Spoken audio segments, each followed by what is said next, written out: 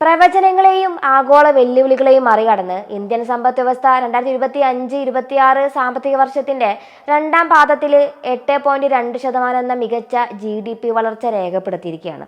Reserve ബാങ്കും രാജ്യാന്തര ഏജൻസികളും പ്രവചിച്ചതിനേക്കാൾ വളരെ ഉയർന്ന നിരക്കാണിത്. കഴിഞ്ഞ 6 ത്രൈമാസങ്ങളിലെ ഏറ്റവും ഉയർന്ന വളർച്ചാ നിരക്കാണിതെന്നാണ് കേന്ദ്ര സ്റ്റാറ്റിസ്റ്റിക്സ് മന്ത്രാലയം വ്യക്തമാക്കുന്നത്. ഇതിൽ നിന്ന് എന്തായാലും ഒരു കാര്യം വ്യക്തമാണ്. അമേരിക്കൻ പ്രസിഡന്റ് ഡൊണാൾഡ് ട്രംപ് ഏർപ്പെടുത്തിയ 50% ഇറക്കുമതി തീരുവ ഇന്ത്യയെ ബാധിക്കുമെന്ന ആശങ്കകളെ ഈ കണക്കുകളൊക്കെ അസ്ഥാനത്താക്കി കഴിഞ്ഞു. സെപ്റ്റംബറിൽ നടപ്പിലായ GST പരിഷ്കരണങ്ങളും വളർച്ചയുടെ ആക്കം കൂട്ടിയിട്ടുണ്ട്.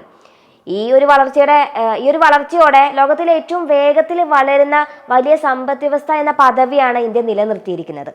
4.8% വളർച്ച നേടിയ ചൈനയെയും അതുപോലെ തന്നെ സാമ്പത്തിക മാന്ദ്യം നേരിടുന്ന ജപ്പാന്, ബ്രിട്ടൻ, ജർമ്മനി തുടങ്ങിയിട്ടുള്ള രാജ്യങ്ങളെയും ഇന്ത്യ ബഹുദൂരം പിന്നിലാക്കി കഴിഞ്ഞു. മേഖല തിരിച്ചുള്ള പ്രകടനങ്ങൾ പരിശോധിച്ചാൽ മാനുഫാക്ചറിങ്, അതുപോലെ തന്നെ ധനകാര്യം, റിയൽ എസ്റ്റേറ്റ്, സേവന മേഖലകൾ എന്നിവയുടെ ശക്തമായിട്ടുള്ള തിരിച്ചുവരവാണ് GDP കുതിച്ചുചാട്ടത്തിന് അടിത്തറയിട്ടത്. അതേസമയം കാർഷിക മേഖലയിലെ വളർച്ച 4.1-ന്ന് 3.5% കുറഞ്ഞതും നിർമ്മാണ മേഖലയിലെ ഇടിവും ഇക്കൂട്ടത്തിൽ എടുത്തു പറയേണ്ട രണ്ട് കാര്യങ്ങളാണ്. ആദ്യ പാദത്തിൽ 7.8%, രണ്ടാം പാദത്തിൽ 8.2% വളർച്ച കൈവരിച്ചതോടെ നടപ്പ് സാമ്പത്തിക വർഷം ഇന്ത്യ 7% മുകളിൽ വാർഷിക വളർച്ച നേടുമെന്നുള്ള കാര്യമാണ് ഏതാണ്ട് ഉറപ്പായിരിക്കുന്നത്.